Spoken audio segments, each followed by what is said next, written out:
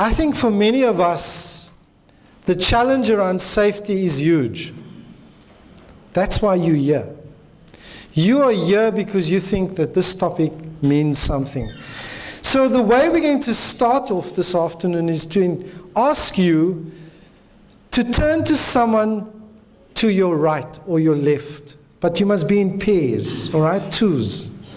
And I'm going to pose a question, and the question will hopefully get us to begin to think differently about this afternoon. So here's the question. So what is the commitment that you hold around this topic that brought you into the room? Why are you here, basically? You know, are you here just to shoot from the hip?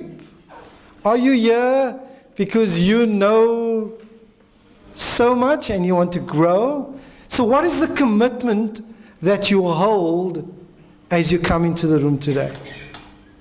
All right? So can you turn to someone to your left or your right in pairs and try and answer that question and share with that person what your thoughts are on the topic?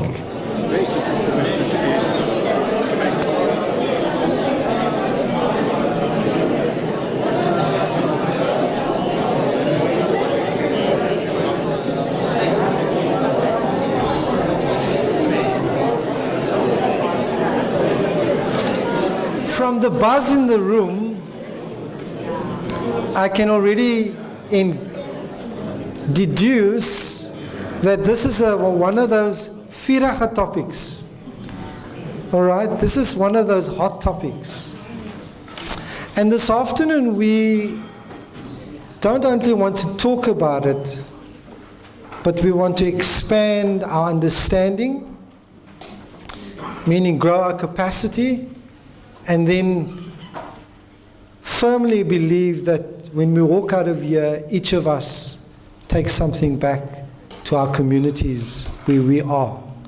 And so this afternoon I welcome our first speaker, Mr. Oscar K. Apollis, the Western Cape Education Department's Safest School Provincial Manager. Now, Safest Schools is the program that works for schools to ensure safe schools environments needed for successful teaching and learning. It's key. So we have someone in the room that has a key interest, but a key role to play in developing policy, in implementing that policy.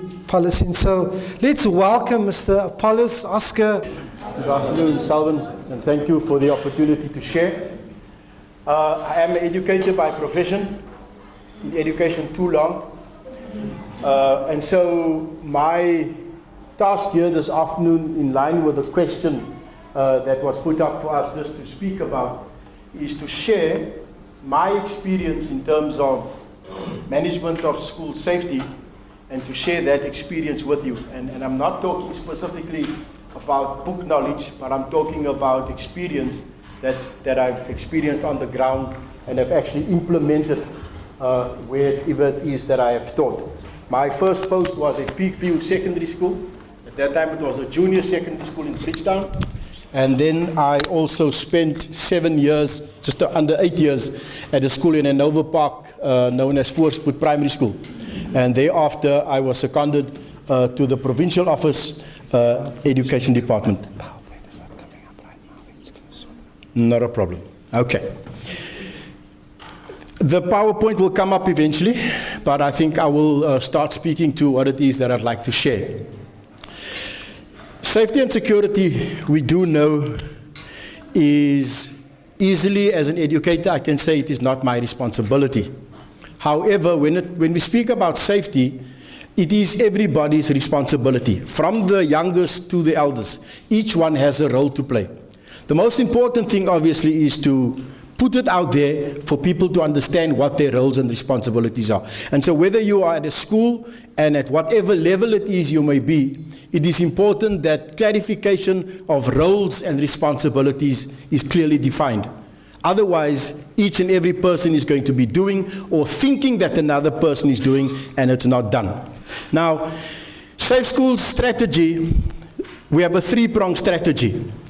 And this three-pronged strategy is based on the 3 spheres crime prevention convergence model.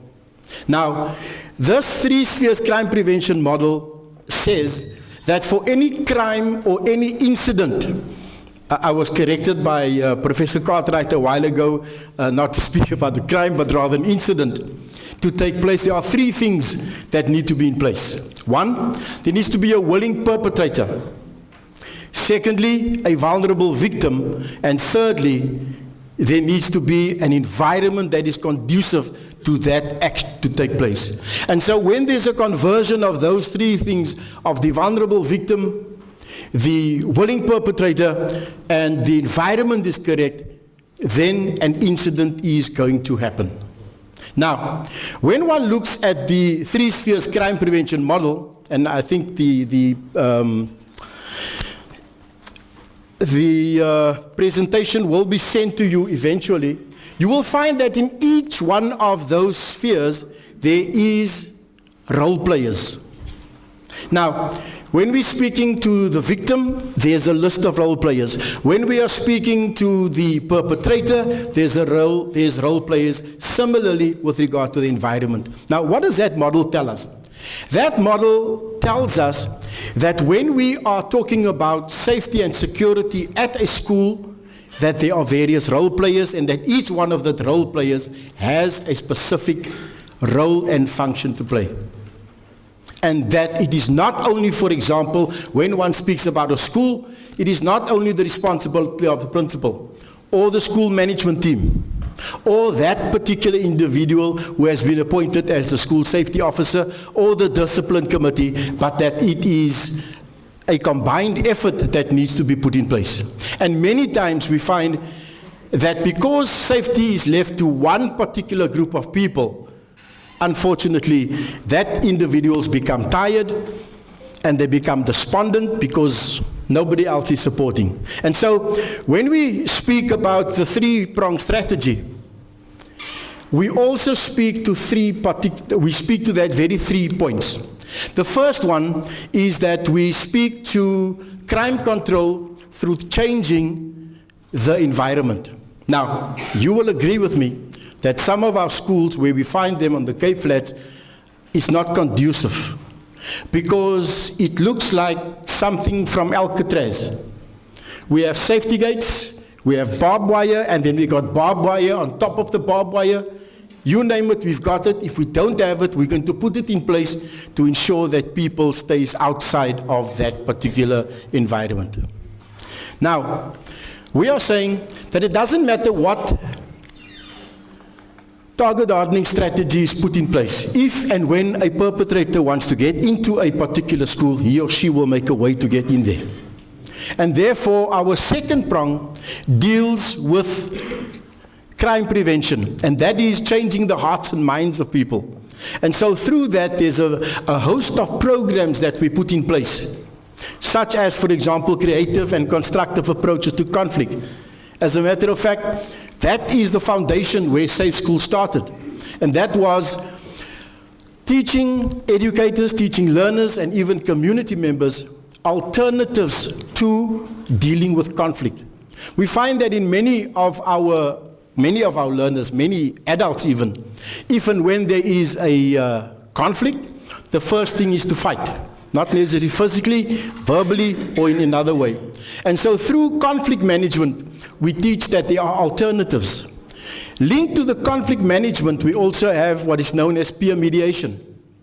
Peer mediation teaches learners the skill to resolve their own conflicts. Now, we do know, and I'm not shooting it down, we have a prefect system. Prefect system to a degree can become very punitive. I taught, as I said, for a while in Nova Park. We had running battles every afternoon. The prefects and monitors were being beaten up down the road because they were impimpies. Because what is it about? It's about you win, I lose. Or I lose, you win. When we come to the issue of conflict management and specifically peer mediation, it's a win-win situation. In other words, it is now not an adult imposing certain rules onto learners, but children are trained to be able to deal with their issues themselves. And so there are 4 steps, as you know, to peer mediation, in which I will not go. But at the end of that, there is a win-win situation. In other words, nobody is now going to be punished, but from that, there's a developmental process that happens. And through that also, there is development of relationships and not a breaking down of relationships that happens in that regard. I don't know if you want to, it's on here as well. Yeah. So that's the second prong. The third prong speaks to systems. The education department cannot do everything on its own. And through the systems program that we have, we are saying that there are other government departments and non-government departments who can assist and would be able to assist us in terms of addressing that particular problem. It's down the department, it says UWC somewhere. Sorry, colleagues. UWC. It's here somewhere. Yeah. Okay. Let's try that here. Okay. Okay, so those are the 3 prongs. Now, those 3 prongs are also linked to 5 program areas. Now, the 5 program areas, if you can go ahead. Okay. Okay, now maybe just go back, just to give the colleagues an indication of the 3 spheres convergence crime prevention model. I think it's just front of that one. No, okay, go. Right, there we go. That is the 3 spheres convergence crime prevention model. And you will notice that in each case, around in this area where we have the offender, we find there's a list of role players. Similarly with the victim. Similarly in terms of the unsafe environment, there is a list of role players. Now, in school management, I think we have moved from, and I'm going to give my age away, from a school committee to a school governing body. And also the roles that people and the functions that people had. Previously, it was the principal and his chommy. Today, we cannot operate that way anymore. We need to have a structure where people know what it is they are supposed to be doing. Similarly, when we are speaking of the whole of society, and that is where we are going to, everybody in society has the role to play, but they need to understand how they fit into what it is that we are doing at the school level. These are the 5 programs, colleagues. The first one speaks about enhancing safe and secure mechanisms of the school. We're speaking about safety management. However, not in each one of these, education takes the lead. In some of these, there are other government departments. We have 13 government departments. And each one of those 13 government departments has a specific mandate. So, for example, we have the Department of Community Safety. The Department of Community Safety's mandate is safety and security. We have the South African Police Service. They are the persons who need to do the appropriate law enforcement. The last one, speaking about limiting substance abuse. In that regard, we have the Department of Social Development. But in each one of these program areas, Education Department has a role to play. We have a role to play, and in some cases we lead, and in some cases we will support. If we take limiting substance abuse, for example, in that regard, we will do the training of educators and learners in terms of substance abuse, early identification. We do referrals. In terms of the searches and seizure policy 24 of 2011, we will talk through that. We will also supply schools with drug testing kits and train schools in how to test learners in that regard. And so that is our role in that regard. These are the core projects. Most of you may know that these are the projects that we do. Access control at schools. Once again, I went to a school yesterday afternoon in Manenberg. I came in by the gate, beautiful fence, 2.4 meter high fence, bizaynal fence. I came in right through the gate, all the way to the back of the school. Nobody stopped me. The gate is standing open, it's a remote also. Now, we find at many of our schools, that basic function is not implemented. And if your access control is faulty, it means that any person who's anybody is going to walk into our schools. And you and I know, not everybody comes there to come and support. We just had this issue up in one of the other provinces where the person said, I'm a parent. They allowed the parent in. This person is supposed to be a parent, and we know there was a hold-up that took place at that school. The National School Safety Framework is also training, and some of you may have been trained in the National School Safety Framework already. The National School Safety Framework is a national guideline which is based on all the policies that we have in the various provinces. Now, the Western Cape has its own policy, which was published in 2003. This was published in 2018, which means a lot of the information that we find in this document is already being implemented at our schools, or rather, is supposed to be implemented at our schools. Occupational health and safety. Once again, it's about training of safety officer. It's about training of firefighters, first aiders. We're talking about educators as well as learners. It's about development of safety plans, evacuation plans, safety policies. And all of these are presented by either the district coordinator himself, or we will get individuals who are experts in the field to do that training. Drug testing, I have spoken to, creative and constructive approaches to conflict and peer mediation, and then bullying in schools. 5 years ago, the National Department, through the Center for Justice and Crime Prevention, CJCP, developed material, which is one of the chapters of the National School Safety Framework. And schools are trained in that. And I need to say to you that in each one of these core projects that we have here, there is support from the Education Department for yourselves. And I will indicate later on how it is that you can access that particular programs.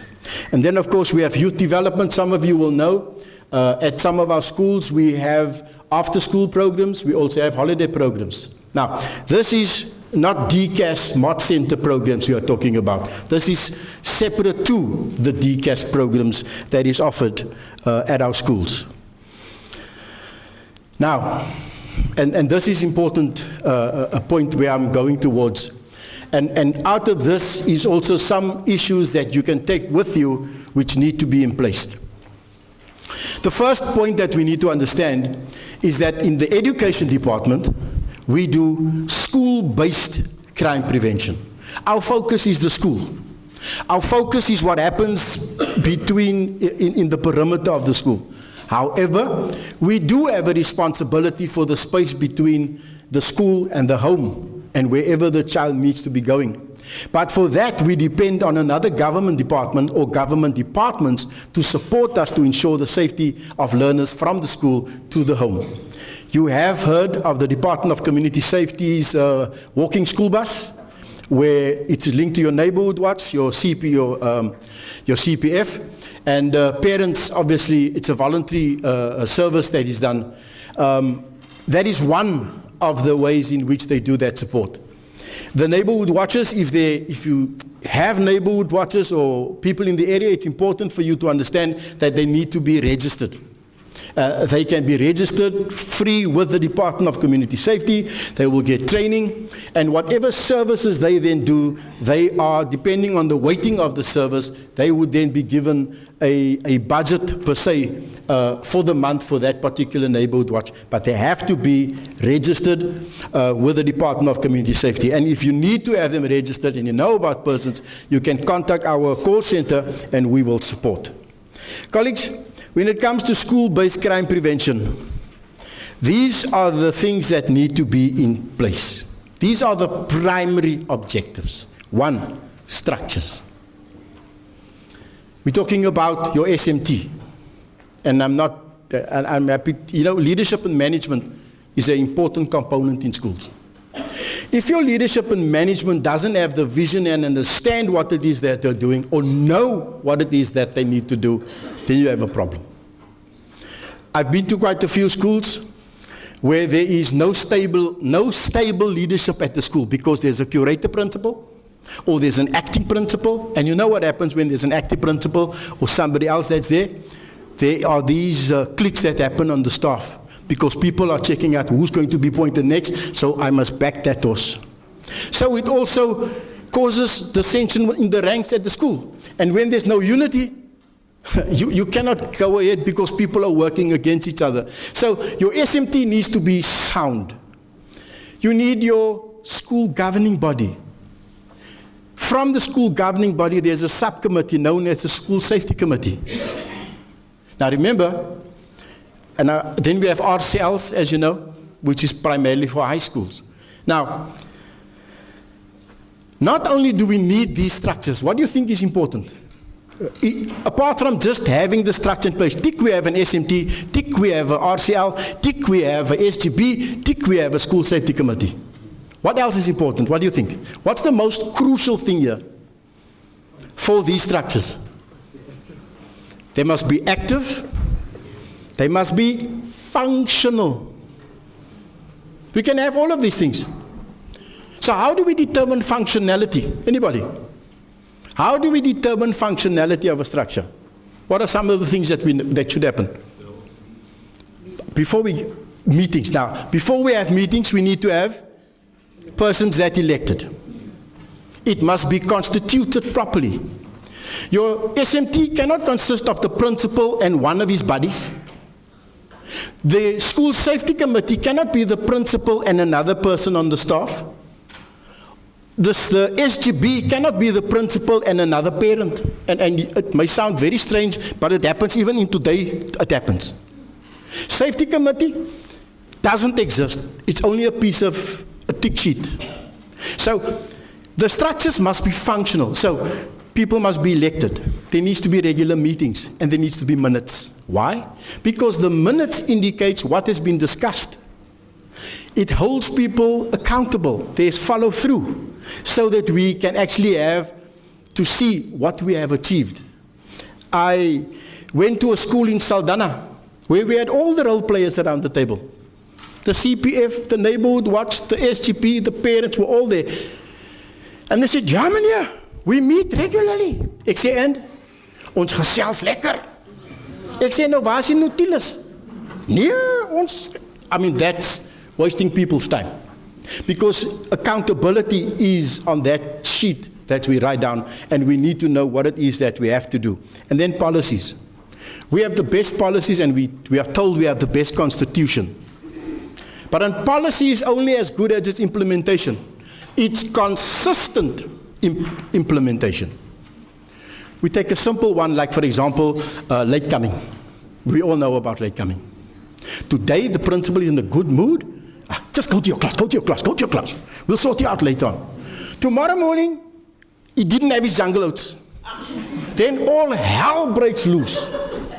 And then the next day, they operate differently. Now, we are confusing the children. Consistency is important. There's another one that I want to raise and flag with you because this is a concern. The learner attendance policy. Does anybody know what it is? Does anybody know what the learner attendance policy says? Hello? The learner attendance policy says that after 3 days of consecutive absenteeism, a letter needs to be sent to the parent or to the guardian to find out where is this learner. After 7 days, if no response is received, the information that I as a principal or the manager has received must be sent to the district. Now why? Because at the district we have safe schools field workers who also operate as truant officers. They do a home visitation. Now, do you know that in 2017 we did less than 1,000 home visits? In 2018 we did just over 2,000 home visits. And ek laat nie vir my vertel dis die waarheid nie. Because every day this one and that one phones and says, oh, there's a lot of youth walking around. Now, colleagues, We cannot. Now, the only time that the learner attendance policy is actually implemented is when? At the end of the year in November. And what do? Progression and promotion. We find a reason to keep this learner in that grade. Colleagues, the learner attendance policy is part of the anti-gang strategy per se, because we are trying to keep learners in school longer than to let them loose out in the community where they could become part of gangs. And there are various other policies that we have. Your cell phone policy, your access control policy. And then, of course, one of the very contentious ones, code of conduct. The code of conduct needs to be revised, and not only at the end of the year, because when legislation comes in place, we need to change it. We take, for example, Judge Zondo's Concord ruling on Daga. Major implications, because at some of our schools we have adults who are learners, 18, 19, 20, 21. So how are we going to deal with them if they come to school and they had a spliff at home? Because they're an adult. I have a right to smoke. However, if they are under the influence, there is a safety risk in terms of the persons that is around them. Can we come to role players again?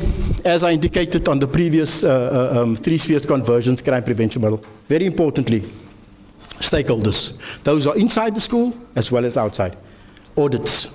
At the beginning of every year, we need to do audits. And the audit is not just about target hardening strategies.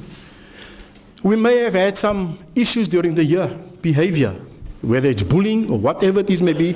So that would be what we identify and prioritize, what we would like safe schools or whoever to support the school in putting those programs in place. And then something which we don't do, or we do poorly, monitoring and evaluation. We need to do monitoring on everything that we put in place. And the period of evaluation must be shortened. It cannot be a year, 2, 3, 4, 5 years. When we do our gardening, we do it regularly to ensure that the weeds is removed or the insecticide we are using is not working. Similarly, in terms of our monitoring at school, we need to do it more often. And this is another one that lacks. And I know it's easier said than done. Ownership. And one of the problems in terms of this ownership, apart from ownership that I need to take, I think the very first question that someone put up there, we need to ask of ourselves as staff members at a school too. Why did you come to school this morning? To go home? Or you got nowhere else to go? Because sometimes when we look at our colleagues, I wonder, hoekom het jy kom werk vandag? Check hom maar by die huis gebly het. So, ownership is important. Now, one of the challenges that we also have, colleagues, is that around the school, those parents' children don't attend our school anymore, is it? However, they are still our neighbors. So what some schools do, they send out letters, thanking people for keeping an eye on the school. In other words, they try and engage those persons, even though they don't have learners there, but getting them engaged in terms of helping the school, in terms of safety and security matters. You've all heard of the Safe Schools Call Center. I got a call yesterday from a school out in Ariskral. The principal tells me there were 2 learners in February, 2 learners were raped. Okay? And then in the week, another grade R learner was raped. But here is the problem. The sad part is they did not receive any support. He asks me, what is the call center's number? Now, hell spells. Now, remember, this is serious things that you are talking about. Colleagues, the Safe Schools Call Center is not there for punitive reasons. It is primarily there so that we can give support that is needed. Nobody knows what you report, when you report, and what it's about. Not even the MEC. When we report on the area, whether it's Bontierville, whether it's Manenberg, or whether it's Kraaifontein. We don't say this high school or that primary school. So please, colleagues, please do report to the Safe Schools Call Center. The number is there, and as well, we also have a email address. These are some of the parallel strategies that is also in place in terms of managing safety and security. And one of them, obviously, is also headed up where Professor Cartwright is very important. The Prof joins where all 13 government departments sit. There's a gang strategy, safety at schools priority, which meets once a month.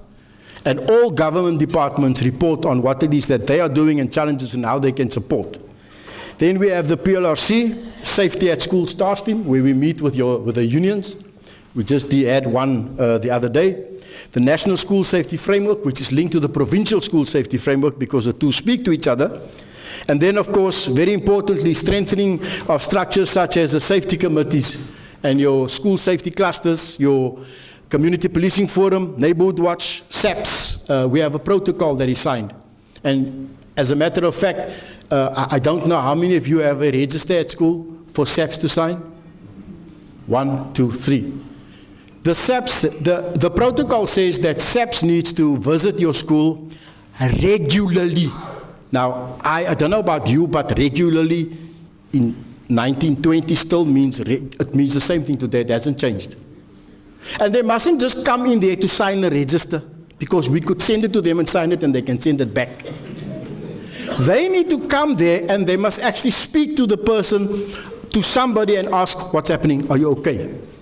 And you need to hold them accountable. And if people do not come to your school, the SAPs, then you need to inform us so that we can hold them accountable for that.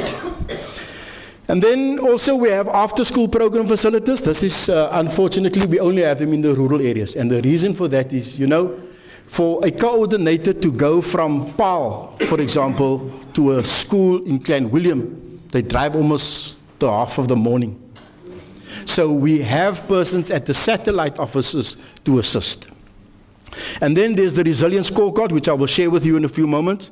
The walking school bus, and then we also have, where Professor Cartwright also plays an important role, is the school resource officers. Unfortunately, at the present moment, they are only at 53 schools. There are discussions in terms of expansion of this particular program. And that budget is for the costing of the City of Cape Town. And then there's the watching brief. Now, you know, many times there's burglaries at our schools, and the minute we go and report it, we get a notice from the police to say, sorry man, we can't do anything about it. The watching brief is given to the NPA, and what they do is they monitor these case numbers we give to them every month from the Safe Schools call center. And then I've now, on 2 occasions, have to go and bear testimony in aggravation of sentence.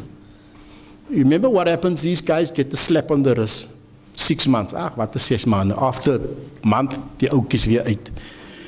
So what I have to do is I have to go and tell them that when somebody breaks into a school, it's not just a window that's broken. It's not just the door that is broken. There's the morale of the educator. There's the morale of the learner. There's the trauma. There is cost that has not been planned for, and so forth and so forth. So those are the things that I need to now speak. And then one day, I was in the last one I was, the defense lawyer asked me, he says, do you think it is morally correct for this person to go to prison because he was under the influence of substance and he broke into the school? Yo. I lost it.